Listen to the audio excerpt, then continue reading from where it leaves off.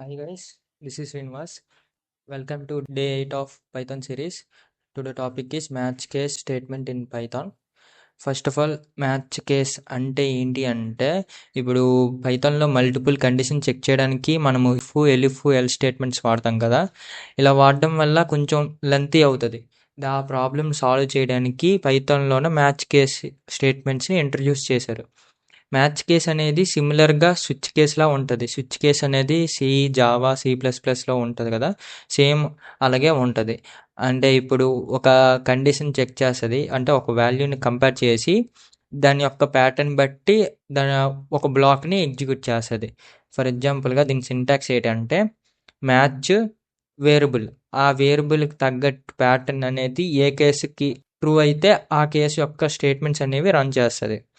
డిఫాల్ట్గా ఒక కేసు అనేది ఉంటుంది, అది నేను డిఫాల్ట్ స్టేట్మెంట్ గురించి చెప్తాను నెక్స్ట్.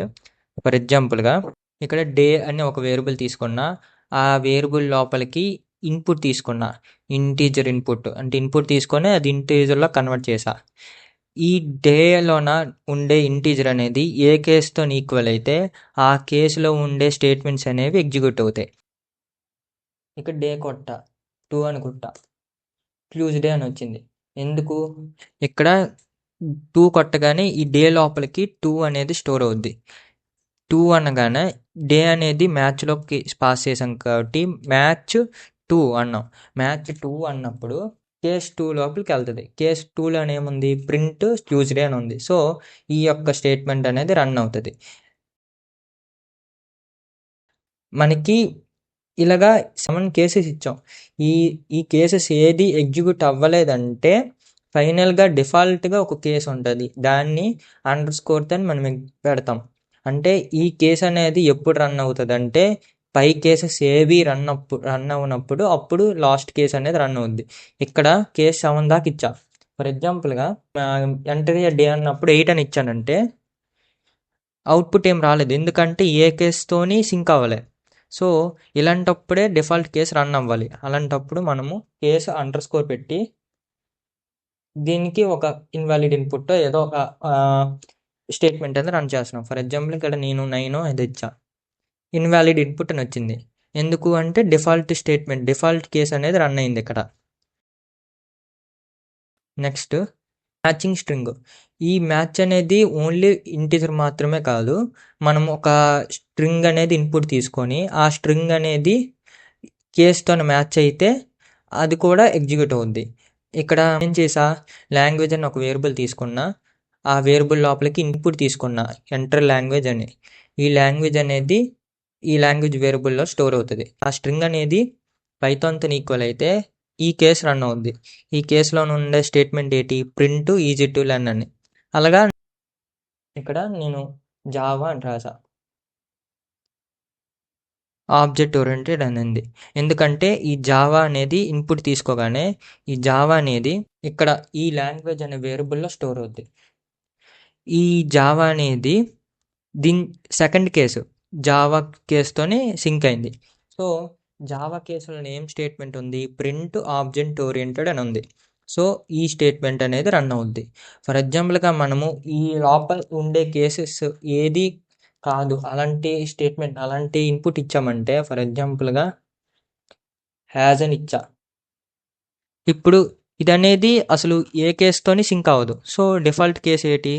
ఇది లాస్ట్ కేసు _ ఉంది కాబట్టి ఇది. ఇందులో ఉండే statement print language not found. So ఇది అనేది అవుట్పుట్లో వచ్చింది. నెక్స్ట్ ఇప్పుడు మల్టిపుల్ వాల్యూస్ ఉన్నాయి, మనము ఇండివిజువల్ కాకుండా ఒకటే కేసులోనే మనము కండిషన్ చెక్ చేయొచ్చు. దాన్ని ఎలా చేస్తామంటే using pipe operator. Pipe operator అంటే సిమిలర్గా ఆర్ ఆపరేటర్ లాగా వర్క్ అవుతుంది. సింపుల్గా ఒక లైన్, ఒక చిన్న గీత ఉంటుంది, ఆ గీతను పెడితే అది పైప్ ఆపరేటర్ అంటారు. ఎంటర్ ఏ క్యారెక్టర్ అన్న ఏ అని రాసా, ఏ అని రాస్తే ఓవల్ అని వచ్చింది. మళ్ళీ చేసిన ఎస్ అన్న కన్సోనెంట్ అని వచ్చింది. ఇప్పుడు ఎంటర్ ఏ లెటర్ అనగానే ఒక లెటర్ ఎంటర్ చేస్తామా, ఆ లెటర్ ఎంటర్ చేసిన వాల్యూ అనేది లెటర్ అనే వేరియబుల్లో స్టోర్ అవుద్ది. ఆ లెటర్ అనేది letter.lower అంటే ఇది ఆల్రెడీ లోవర్లో ఉంది కాబట్టి లోవర్లో ఉంటుంది. ఒకవేళ క్యాపిటల్ పెట్టినా కూడా అప్పుడు లోవర్లో కన్వర్ట్ అవుద్ది. ఎందుకంటే కేసుతోని ఏ కేసు రాసినా మనము ఈ కేసుతోని సింక్ అయ్యే విధంగా ఉండడానికి మనం లోవర్ చేసాం. ఇప్పుడు మనం ఇచ్చిన క్యారెక్టర్ అనేది ఏ అవ్వాలి, లేదంటే ఈ అవ్వాలి, లేదంటే ఐ అవ్వాలి, లేదంటే ఓ అవ్వాలి, లేదంటే యు అవ్వాలి. ఎందుకంటే ఈ సిమిలర్గా ఆర్లా వర్క్ అవుతుంది. ఇది కానీ ఇది కానీ ఇది కానీ ఇది కానీ ఇది కానీ ఈ అన్నిట్లో ఏ కేస్ అయినా ట్రూ అయితే అప్పుడు దీని లోపల ఉండే స్టేట్మెంట్ అనేది రన్ అవుతుంది. బై డిఫాల్ట్గా అండర్ స్కోర్ పెట్టాం కాబట్టి ఈ కండిషన్స్ ఏవి ట్రూ అవ్వకపోతే అప్పుడు ఈ కండిషన్ అనేది రన్ అవుద్ది. సో దీని యొక్క స్టేట్మెంట్ అనేది రన్ అవుద్ది. నెక్స్ట్ మనము ఆల్రెడీ చెప్పాం ఇంటీజర్స్తోని, అంటే ఒక నెంబర్ తీసుకొని ఆ ఇంటీజర్ వాల్యూ దేంతో సింక్ అయితే దాని లోపల ఉండే స్టేట్మెంట్ అని రన్ అవుద్ది. దాని యొక్క ఎగ్జాంపుల్ ఇది. నెంబర్ అనే వేరియబుల్ తీసుకున్న ఇన్పుట్ నుంచి ఒక నెంబర్ తీసుకొని దాన్ని ఇంటీజర్లో కన్వర్ట్ చేసా. ఇప్పుడు ఆ నెంబర్ అనేది ఏ కేసుతో ఈక్వల్ అయితే ఆ కేసులో ఉండే స్టేట్మెంట్ అనేది రన్ అవుతుంది. డిఫాల్ట్గా ఒక కేసు పెట్టా. ఇక్కడ ఏం చేసా, జస్ట్ ఒక నెంబర్ తీసుకున్నా, ఆ నెంబర్ అనేది 100 అయితే సెంచురీ, 1000 అయితే 1000. డిఫాల్ట్గా నేను అదర్ నెంబర్ అని పెట్టా. సింపుల్ ఎగ్జాంపుల్, అంటే నెంబర్తోని ఇంటీజర్స్తోని కూడా మ్యాచ్ చేయొచ్చు, స్ట్రింగ్తోనే మ్యాచ్ చేయొచ్చు అని చెప్పడానికి. ఇప్పుడు ఇంకోటి రాసా ఏంటంటే, ఒక నెంబర్ని తీసుకున్నా, అంటే ఇన్పుట్ నుంచి ఒక నెంబర్ తీసుకొని దాన్ని ఇంటీజర్లో కన్వర్ట్ చేసా. నమ్2 అని తీసుకున్నా, దాన్ని కూడా ఇన్పుట్ నుంచి ఒక నెంబర్ తీసుకొని ఇంటీజర్లో కన్వర్ట్ చేసా.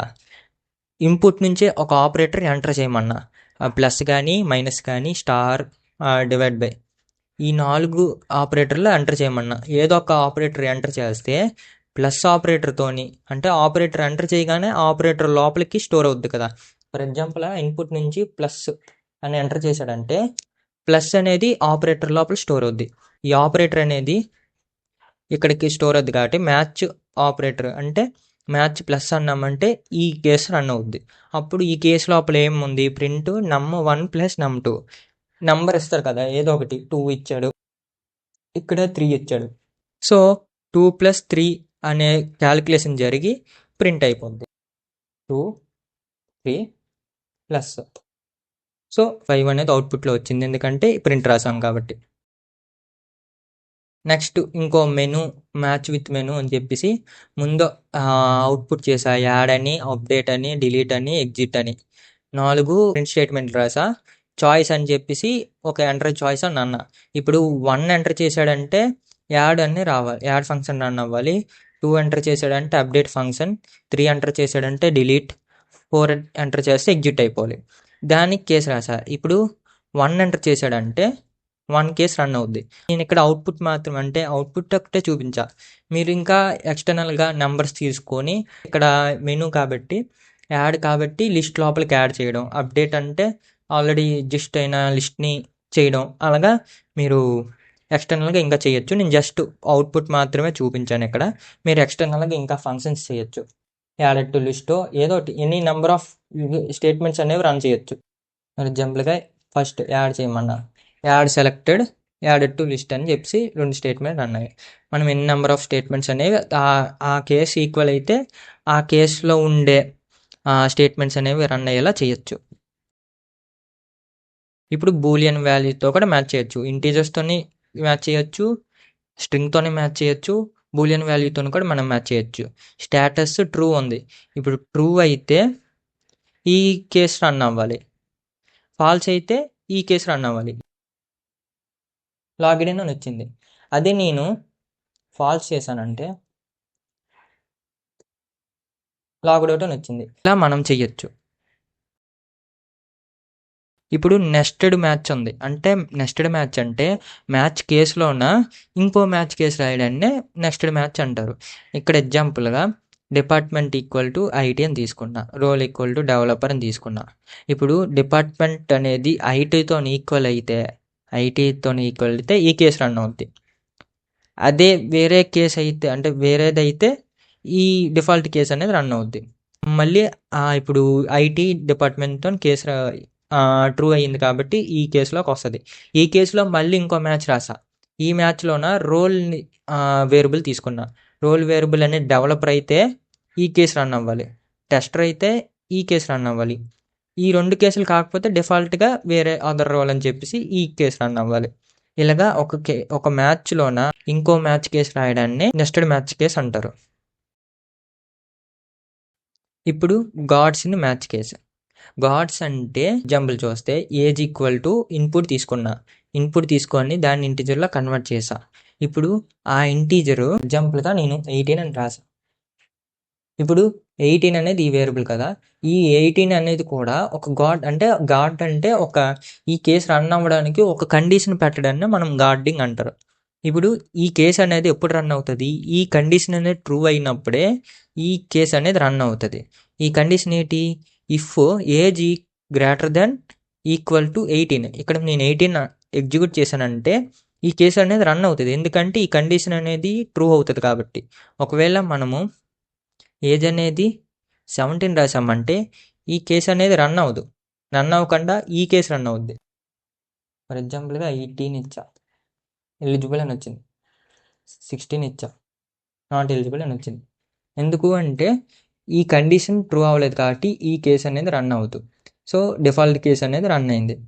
ఇలాగా ఒక కేసుని రన్ అవ్వకుండా గార్డ్ చేయడాన్ని అంటే బ్లాక్ చేయడాన్ని మనము గార్డింగ్ అంటారు. ఇఫ్ ఎలిఫ్ ఉన్నదా, దానికి మ్యాచ్ కేసుకి రెండిటికి డిఫరెన్స్ ఏంటి అంటే ఇఫ్ ఎలిఫ్ అనేది కండిషన్ చెక్ చేస్తుంది. మ్యాచ్ కేస్ అనేది వేరియబుల్ని చెక్ చేస్తుంది. వేరియబుల్లో ఉండే ప్యాటర్న్ని ఐడెంటిఫై చేసి ఆ ప్యాటర్న్ విధంగా దానికి సంబంధించిన కేసు అనేది రన్ చేస్తుంది. ఎగ్జాంపుల్గా ఇక్కడ చాయిస్ తీసుకున్నా, ఆ చాయిస్ యొక్క నెంబర్ బట్టి కేసు అనేది రన్ అవుతుంది. ఈ వేరియబుల్ బట్టి చాయిస్ లోపలికి ఒక డేటా స్టోర్ అవుతా. ఇక్కడ 1 అని ఎంటర్ చేశాడంటే 1 అనేది చాయిస్లో ఉంటుంది. ఈ 1 అనేది ఏ కేసుతోని ఈక్వల్ అయితే ఈ చాయిస్ లోపల ఉండే డేటాని ప్రకారంగా దాంట్లో ఉండే కేసు రన్ అవుతుంది. దీని యొక్క కండిషన్ చెక్ చేయదు. కండిషన్ కూడా మనం ఎక్స్టర్నల్గా పెట్టుకోవచ్చు. అదే ఇఫ్ ఎలిఫ్ అనేది కండిషన్ ప్రకారంగా ఆ కండిషన్ ట్రూ అయితేనే ఆ ఎలిఫ్ కండిషన్ రన్ అవుతుంది, లేదంటే ఇఫ్ కండిషన్ రన్ అవుతుంది. మినీ ప్రాజెక్ట్స్ అనేవి ఇంక్లూడ్ చేసా, ఇంకా ఎగ్జాంపుల్స్ కూడా ఇంక్లూడ్ చేసా ఈ పీడిఎఫ్లోన. మీరు ఒకసారి డిస్క్రిప్షన్లో పీడిఎఫ్ అనేది చెక్ చేసి ప్రాక్టీస్ చేయండి. నెక్స్ట్ ప్రాక్టీస్ క్వశ్చన్స్ కూడా నేను easy to medium level questions అనేది నేను ఇంక్లూడ్ చేసా. నెక్స్ట్ ఇంటర్వ్యూ క్వశ్చన్స్ కూడా నేను ఈ పీడిఎఫ్లోనే ఇంక్లూడ్ చేసా. మీరు ఒకసారి డిస్క్రిప్షన్లో ఉన్న పీడిఎఫ్ అనేది డౌన్లోడ్ చేసుకొని ఒకసారి ప్రాక్టీస్ చేయండి, నేర్చుకోండి. అంతే ఈరోజు వీడియో. మళ్ళీ డే 9లో కలుద్దాం.